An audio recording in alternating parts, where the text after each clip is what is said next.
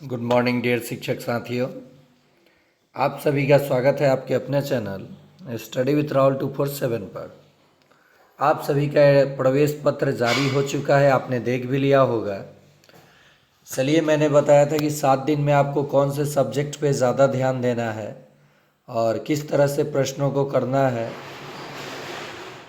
आपने इसकी जानकारी इसके पहले वीडियो में प्राप्त कर लिया है। चलिए, इसमें हम लोग 50 से अधिक महत्वपूर्ण प्रश्नों को देखेंगे जो पर्यावरण, सामान्य अध्ययन और करंट अफेयर्स पर आधारित है। और ये मास्टर क्लास होगा, सक्षमता 3 पास करने वाला प्रश्न होगा। चलिए देखते हैं प्रश्न। निम्नलिखित में कौन स्तनपायी परिवार से संबंधित नहीं है? यानी सीधी सी बात जान लीजिए कि इसमें स्तनपायी नहीं है, यानी अंडप्रजक है। ऑप्शन है कुत्ता, व्हेल, चमगादड़, मेढक। तो इसका सही जवाब हो जाएगा मेढक। ये बच्चा नहीं, अंडा देता है। तो जो अपने बच्चे को जन्म दे करके मिल्क फीड कराएं उसे स्तनपायी कहा जाता है, और जो अंडे देते हैं उन्हें अंडप्रजक कहा जाता है। अगला प्रश्न है, भारत की पहली बहुउद्देशीय परियोजना थी, यानी बहुत सारे कार्यों के लिए एक ही परियोजना, उसे बहुउद्देशीय परियोजना कहा जाता है। तो जो भारत की पहली बहुउद्देशीय परियोजना थी वो थी दामोदर घाटी परियोजना। हाँ, अगर ये वीडियो आपको पसंद आए तो लाइक शेयर सब्सक्राइब ज़रूर कीजिएगा और बेल आइकन प्रेस कर लीजिएगा ताकि मैं जो वीडियो दूँ आप तक नोटिफिकेशन जाए और आप देख सकें। इसके बाद गणित का मास्टर क्लास करने वाला हूँ रिवीजन के तौर पे। जिस टाइप से प्रश्न पूछता है उन सारे प्रश्नों को आप देख लेंगे। भारत का पहला परमाणु संयंत्र है, तो जो भारत का पहला परमाणु संयंत्र है वो तारापुर है, जो कि महाराष्ट्र में है। अगला प्रश्न, वर्तमान में भारत के मुख्य न्यायाधीश कौन है? ये देखिए करंट अफेयर्स का प्रश्न है। संजीव खन्ना बदल चुके और वी.आर. गवई जो हैं वर्तमान में भारत के मुख्य न्यायाधीश हैं। इसरो के अध्यक्ष प्रमुख कौन है इसरो के वर्तमान में? तो वी नारायणन। अजय कुमार यूपीएससी के अध्यक्ष हैं, यूपीएससी के अध्यक्ष हैं। बिहार का राजकीय पर्व है, ऑप्शन है होली, मकर संक्रांति, दशहरा या छठ। तो इसका सही जवाब हो जाएगा छठ। माउंट एवरेस्ट पर चढ़ने वाली पहली भारतीय महिला कौन थी? ऑप्शन है कल्पना चावला, बछेंद्री पाल, यूरी गागरिन, रीता फाड़िया। तो इसका सही जवाब हो जाएगा बछेंद्री पाल। अगला प्रश्न है, 2025 का दादा साहब फाल्के पुरस्कार किसे दिया गया है? ऑप्शन है वहीदा रहमान, अमिताभ बच्चन, मिथुन चक्रवर्ती, रणवीर कपूर। तो इसका सही जवाब हो जाएगा मिथुन चक्रवर्ती। भारत का पहला पूर्ण साक्षर राज्य बना है, तो देखिए इसमें आप लोग केरल लगा देंगे, ठीक, जो कि गलत हो जाएगा। वो सबसे अधिक साक्षर राज्य है। यहाँ पूछा है भारत का पहला पूर्ण साक्षर राज्य कौन बना है? तो मेघालय बना है। भारत में परमाणु ऊर्जा विभाग का शासी निकाय कौन सा है? बड़ा ऑप्शन सही ऑप्शन, भारत का परमाणु ऊर्जा आयोग। बौद्ध स्थल वैशाली और नालंदा निम्नलिखित में से किस राज्य में स्थित है? तो बौद्ध स्थल वैशाली और नालंदा, तो ये तो आपको पता ऐसे ही चल गया। 1 नंबर मानकर आप लोग कमेंट बॉक्स में जवाब देंगे।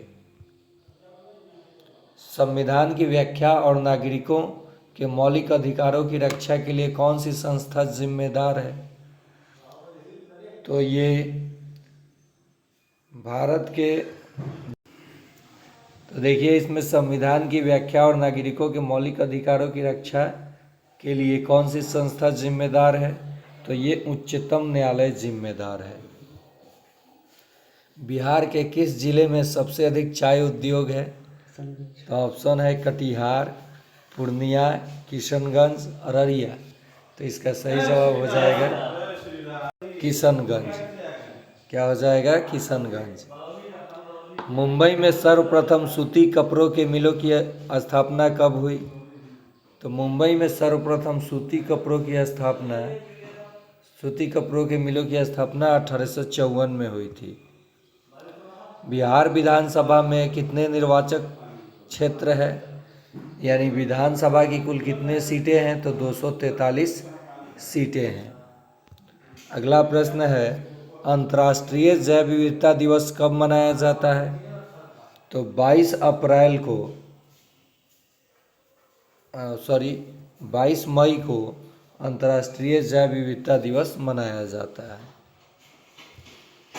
काजीरंगा राष्ट्रीय उद्यान किस राज्य में स्थित है? तो काजीरंगा राष्ट्रीय उद्यान असम में स्थित है। बोंगाई गांव तेल उत्पादक क्षेत्र किस राज्य में है? तो ये भी असम में है। अगला प्रश्न, निम्नलिखित में से कौन सा राष्ट्र संघ के भीतर एक संगठन नहीं था? ऑप्शन है शरणार्थियों के लिए आयोग, अंतर्राष्ट्रीय सैन्य बोर्ड, अस्थायी केंद्रीय अफीम बोर्ड, दास्ता आयोग। अंतर्राष्ट्रीय सैन्य बोर्ड जो है वो राष्ट्र संघ के भीतर का संगठन नहीं था। श्रीलंका के सबसे ऊंचे पर्वत चोटी कौन सी है? इसका सही जवाब हो जाएगा एडम्पिक, पिदुरुत, लागला, किरगिल पोट्टा। तो इसका सही जवाब हो जाएगा किरगिल पोट्टा। भूटान की राजधानी कौन है? यानी भूटान की राजधानी कहाँ है? तो ये है थिम्फू। नेपाल की राजधानी काठमांडू। बांग्लादेश की राजधानी ढाका। संजय गांधी जैविक उद्यान बिहार में कहाँ पर स्थित है? तो जो पटना का चिड़ियाघर है उसी का नाम है संजय गांधी जैविक उद्यान। जयप्रकाश नारायण अंतर्राष्ट्रीय हवाई अड्डा बिहार के किस शहर में स्थित है? तो ये भी पटना में स्थित है। गोल घर कहाँ स्थित है? तो आप कहेंगे पटना में स्थित है।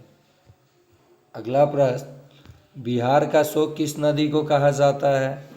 तो बिहार का शोक कोसी नदी को कहा जाता है। भारत में चुनाव कराने के लिए कौन जिम्मेदार है? तो भारत में चुनाव कराने के लिए चुनाव आयोग जिम्मेदार है। अभी वर्तमान में चुनाव आयोग के चीफ कौन है? यानी चुनाव आयोग के अध्यक्ष कौन है?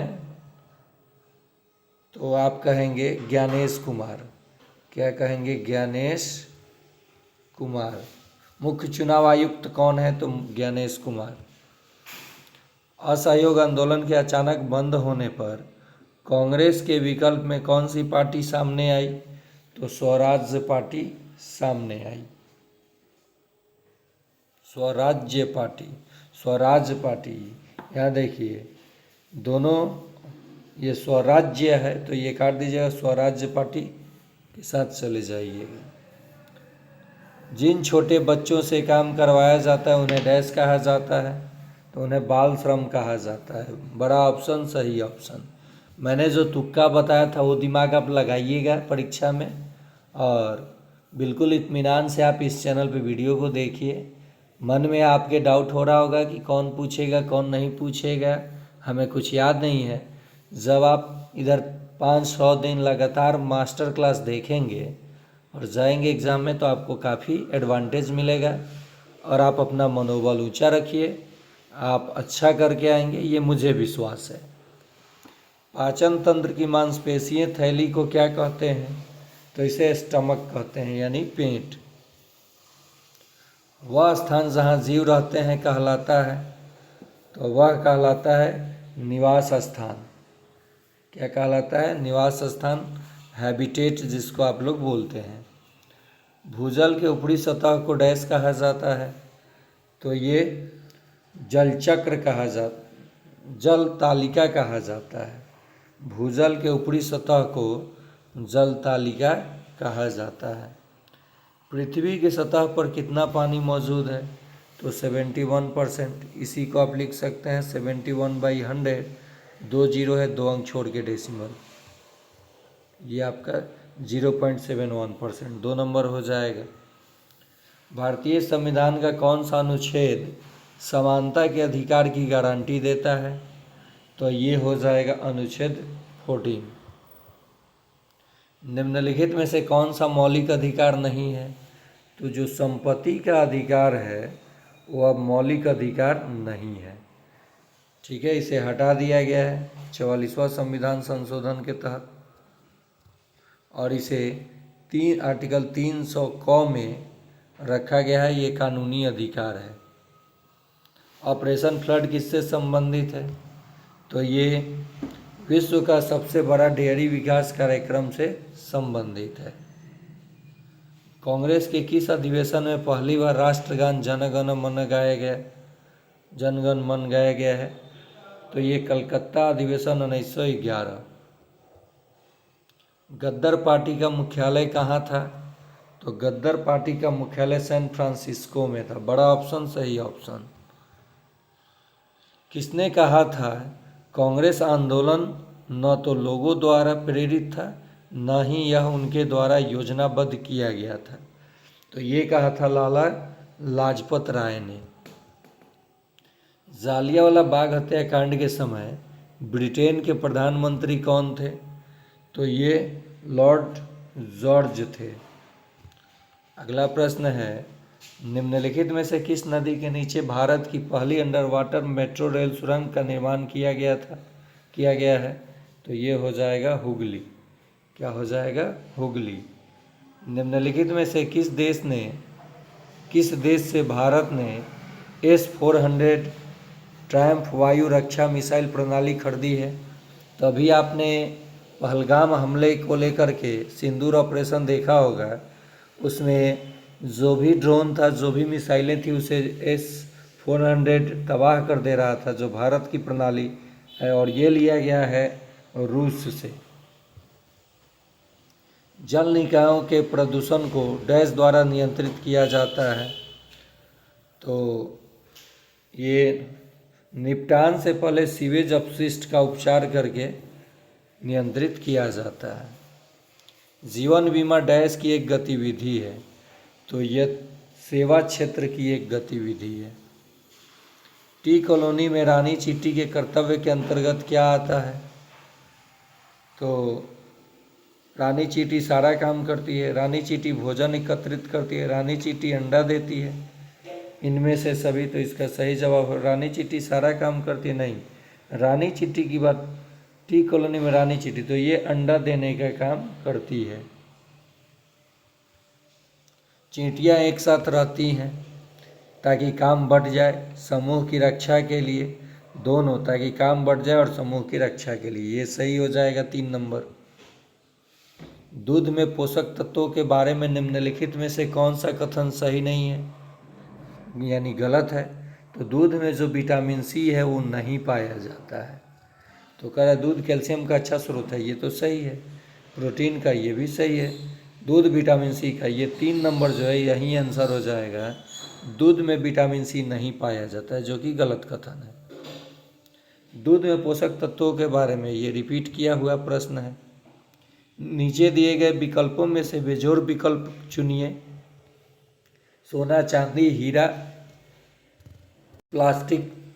तो इसका सही जवाब हो जाएगा प्लास्टिक। वे पदार्थ जो प्रकाश को अपने अंदर से पूरी तरह गुजरने देते हैं कहलाते हैं? तो पारदर्शी यानी ट्रांसपेरेंट कहलाते हैं। इनमें से कौन ठंडे खून वाले जानवर हैं? तो इसका सही जवाब हो जाएगा सरीसृप जो होते हैं ठंडे खून वाले जानवर होते हैं। डैश एक अजैविक घटक है? चूहा, तोता, मिट्टी, पेड़। तो मिट्टी जो है ये अजैविक घटक है। निम्नलिखित में से समय की सबसे छोटी इकाई कौन सी है? तो नैनो सेकेंड जो है ये समय की सबसे छोटी इकाई है। निम्नलिखित में से, ये रिपीट किया हुआ प्रश्न है। डैश और डैश जैसी अधातुएं विद्युत की सुचालक हैं? तो ग्रेफाइट और कार्बन, बड़ा ऑप्शन सही ऑप्शन। एक जहाज में निम्नलिखित में से कौन उसे सही दिशा में ले जाने में मदद करता है? तो जो कंपास होता है वो दिशा सूचक यंत्र होता है और यही मदद करता है। धरती का हिलना कहलाता है, धरती का हिलना भूकंप कहलाता है। निम्नलिखित में से कौन सा मानव निर्मित संसाधन है? तो जो मानव निर्मित संसाधन टेक्नोलॉजी यानी प्रौद्योगिकी। ये था आप लोगों के लिए मैराथन क्लास और मास्टर क्लास के नाम से जो कम समय में आपको बेहतर तैयारी के लिए ये प्रश्न का सीरीज़ मैं दिया हूँ। आप देखिए, लाइक कीजिए और चैनल को शेयर सब्सक्राइब कीजिए।